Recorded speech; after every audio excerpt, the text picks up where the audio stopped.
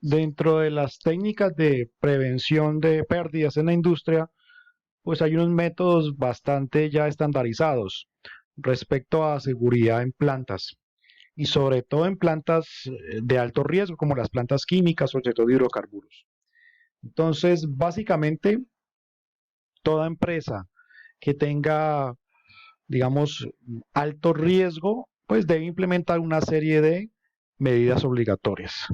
Entonces, la primera capa de protección que se implementa es diseñar el proceso que va en esta parte de acá. Es decir, el diseño debe ser tal que en su fase de estructuración, en la fase de arquitectura, pues el proceso productivo sea diseñado lo más seguro posible.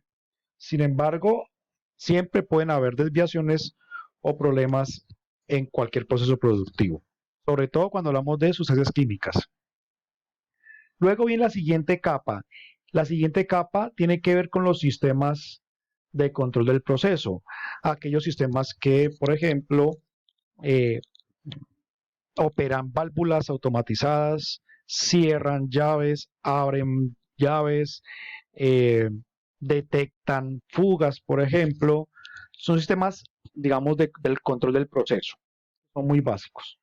La siguiente capa tiene que ver con las alarmas. Alarmas e intervención humana.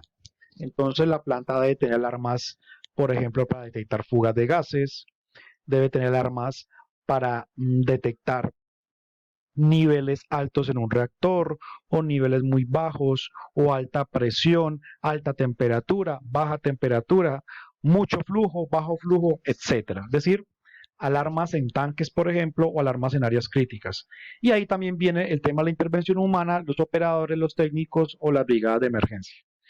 La siguiente capa de protección tiene que ver con los sistemas instrumentales de seguridad, es decir, aquellos sistemas automáticos que dan la alerta o la alarma en caso de que se presente alguna anormalidad en el proceso o algún evento crítico. La siguiente capa tiene que ver con la protección física. La protección física puede ser, por ejemplo, una pared o una malla, algún elemento que proteja las instalaciones o los operarios o a la comunidad en caso de que se presente o en caso de que brinde protección después, al cabo que se lleve una explosión o un incendio. La siguiente capa tiene que ver con los sistemas pasivos en la planta. La siguiente capa tiene que ver con los planes de emergencia, que son sistemas activos. Es decir, la planta debe tener unos brigadistas muy bien entrenados, la planta debe tener un sistema de extinción de incendios, extintores, equipos para contener productos químicos peligrosos. Algunas plantas tienen, por ejemplo, equipos autocontenido, algunas empresas tienen su propia ambulancia, es decir, todo lo que considera el plan de emergencia de la planta. Y finalmente, cuando esto no es suficiente, entonces lo que tenemos es la respuesta de emergencias a la comunidad.